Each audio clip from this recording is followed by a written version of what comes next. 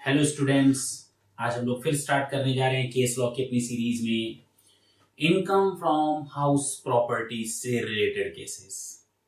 हाँ, हम लोगों ने सारी चीजें देख ली हैं, जितना भी बेस था अपने दिमाग में सेट कर लिया है, क्वेश्चंस देख लिए हैं। अब एक ही चीज बचती है, वो है केस लॉ। एट लास्ट ये जो केस लॉज हम पिक करने जा रहे हैं, ये केस लॉज हमारे प्रैक्टिस मैनुअल के बाद अगर करें तो ज्यादा फायदा मिलेगा। अगर आप प्रैक्टिस मैनुअल करने के पहले भी अगर इनको कर लेते हैं तो it will help you out to solve the questions. क्योंकि जब हम लोगों ने क्वेश्चन सॉल्व किए थे प्रैक्टिस मैनुअल में तो काफी सारी चीजें यहां से आपको देखने को मिलेंगी कि उधर पढ़ लिया तो इधर फायदा मिला, इधर पढ़ लिया तो उधर फायदा मिला। तो अगर आप अपना माइंड सेट ऐसा करते हैं कि एक बार चैप्टर पूरी तरह से खत्म कर लिया, एक बार चैप्टर पूरी तरह से, पूरी सब्जी पूरी वाला पूरी नहीं, एक बार चैप्टर कंप्लीट वे में पूरा कर लिया, कंप्लीट कर लिया, उसके बाद हम लोग पहले केस लॉ देखें और उसके बाद प्रैक्टिस मैनुअल को पिक करें, बहुत फायदा मिलेगा।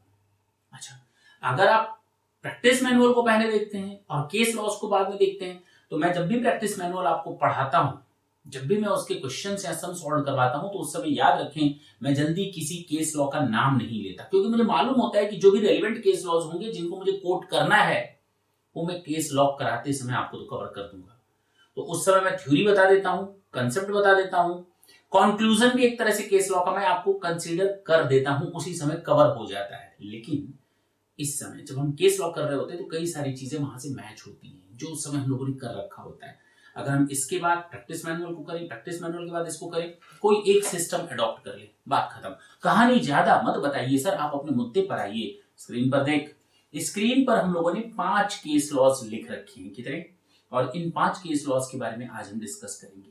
इसमें से केवल एक केस लॉ सुप्रीम कोर्ट का है, the first one, in the rest 4 case laws belongs to high courts, चाहे वो दिल्ली, मद्रास, गुजरात और दिल्ली हाई कोर्ट का हो। चलो स्टार्ट करते हैं। बहुत ही सिंपल केस लॉज है। पहला केस लॉ आपका है Chennai properties and investment limited. इसमें था क्या, पहले तो कहानी समझ में आनी चाहिए कि Chennai properties and investment limited में एक एसएससी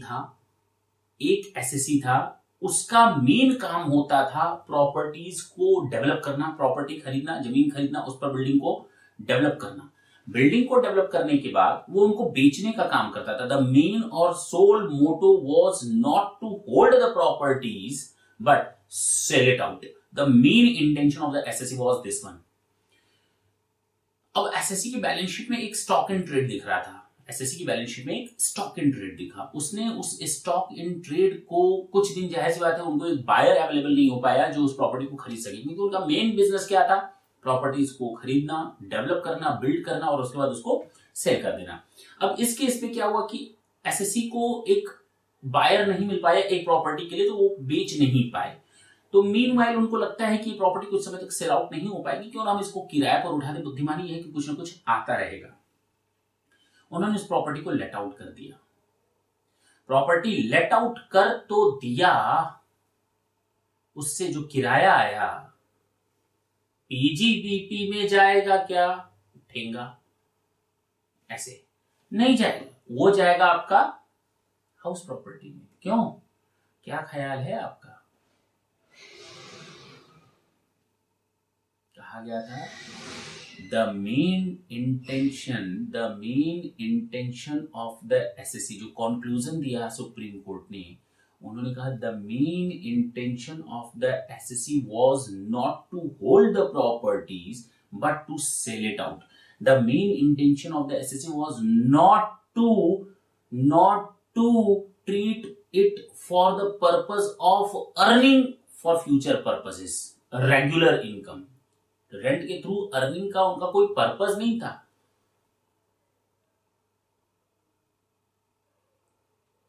तो अगर रेंट का पर्पस होता, होल्ड करने का पर्पस होता, मेन इंटेंशन उसको होल्ड करके डेवलप करके किराए पर देने का होता, तब तो हम उसको पीजीबीपी में ले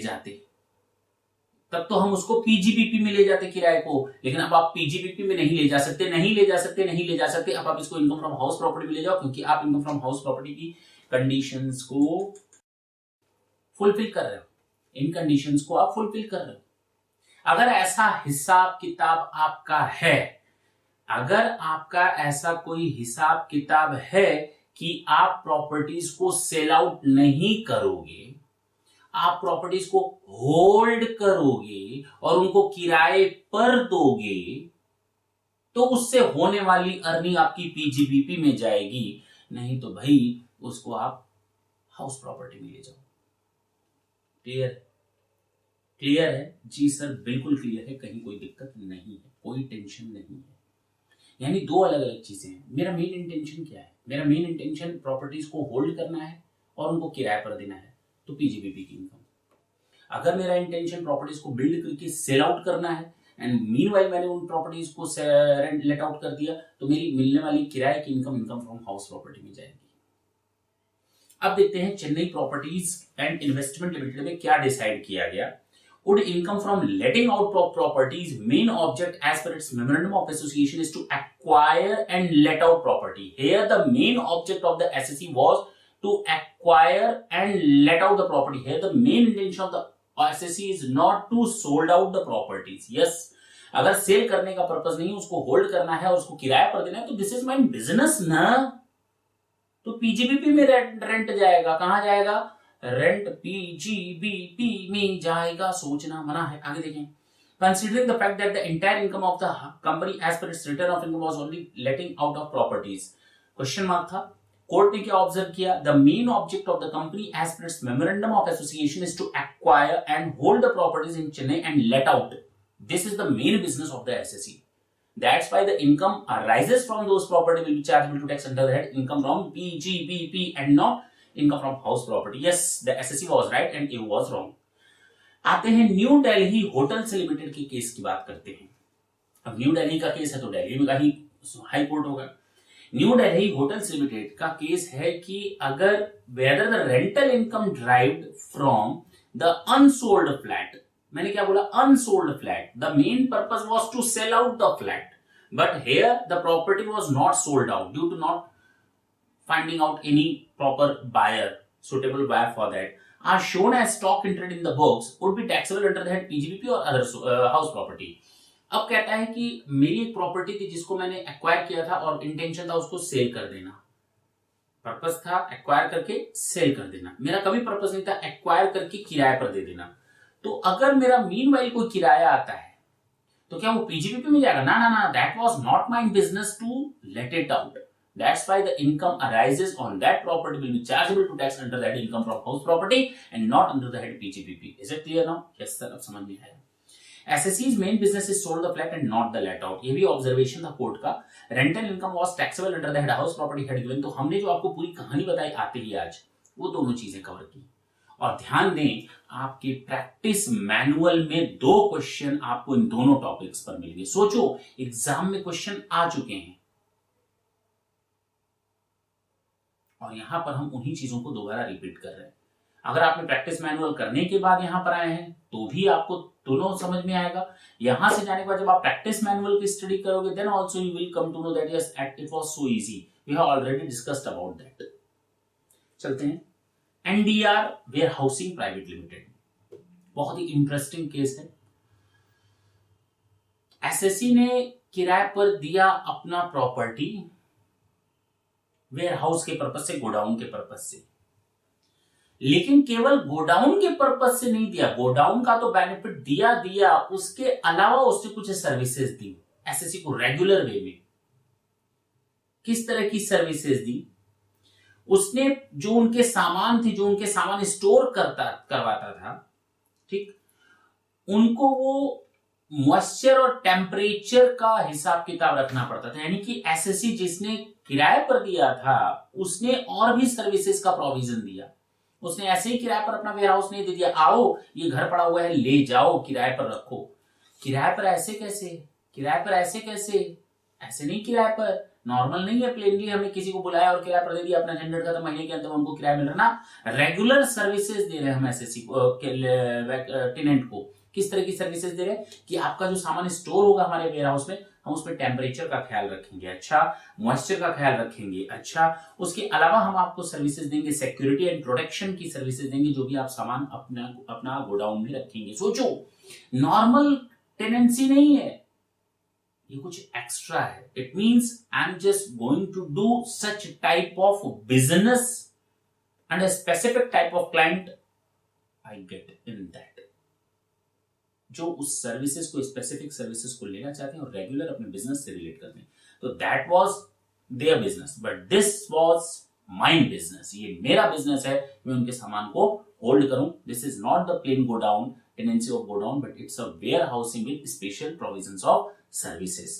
कंक्लूजन क्या दिया गया?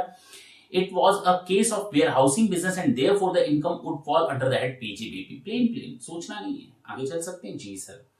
हरि प्रसाद भोजनाग्रवाला क्या बोलता है ये केस गुजरात हाई कोर्ट का? एक HUF प्रॉपर्टी का मालिक है, तो क्या उसको हाउस प्रॉपर्टी के सारे बेनिफिट्स मिलेंगे? Now individual is not the owner of the property, HUF is the owner of the property. Now, will they fall under the head house property or not? Because it's a fictional entity. It's not a natural entity. Who told you that? किसने आपको कहा it's not a natural entity? Simply यही दिया गया था. क्या था? Can benefit of one self-occupied property be denied to a HUF on the ground that it being a fictional entity cannot occupy a house property? ऐसा कैसे हो सकता है भाई? उसमें फैमिली तो रहती है, फैमिली मेंबर्स रहते. क्या वो आर्टिफिशियल मेंबर्स है? They are the natural members, they are the family members. In together they are called a family. Separately और individually they are called the family members. If a family members can own the property, family in a group can also own a property. It's not a fictional entity, it's not a artificial entity. HUF can avail all the benefits as individual can. Yes, that was the decision of Gujarat High Court. HUF is entitled to claim benefit of self-occupation of the house property under section 23(2). Net annual value का, gross annual value का benefit ले सकता है, कोई दिक्कत नहीं है. आगे चलते हैं. लास्ट, आज का last case law house property का. Asian Hotels limited.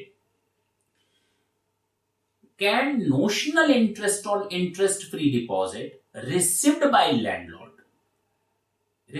landlord in respect of a shop let out on rent be bought to tax as PGBP? बोलो भाई.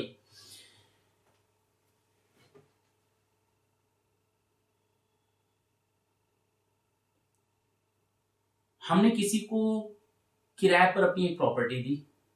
अब चाहे वो बिजनेस करे चाहे उसमें रहे, मेरे लिए तो इनकम फ्रॉम हाउस प्रॉपर्टी है. लेकिन मैंने उसके अगेंस्ट में उससे ले लिया क्या? डिपॉजिट. एडवांस ले ली, डिपॉजिट ले लिया. अब क्या उस डिपॉजिट पर इंटरेस्ट नोशनल वे पर टैक्सेबल होगा क्या?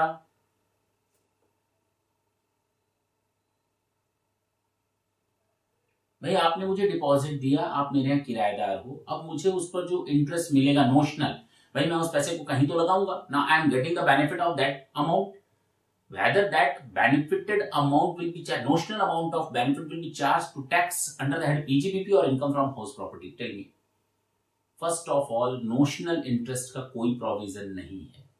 ना तो हम PGBP में देखेंगे और ना हमने अभी तक हाउस प्रॉपर्टी में देखा.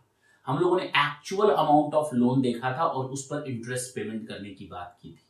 हमने कहीं भी नोशनल इंटरेस्ट को बेनिफिट में लेने की बात कहीं नहीं की. न लॉ ऐसा प्रेफर करता है, ना तो हाउस प्रॉपर्टी में और ना तो पीजीबीपी में. Notional interest on deposit is not covered under section 28 as well under section 23. It is not taxable under the PGBP और income from house property. That's it. That was the conclusion, that was the result which was given by the Delhi High Court in the case of Asian Hotels Limited. That's it. कहानी खत्म, बिल्कुल हिसाब किताब खल्लास. ये chapter का हम लोग का केस लॉ भी ओवर. तब तक नेक्स्ट क्लास तक आने के लिए टाटा.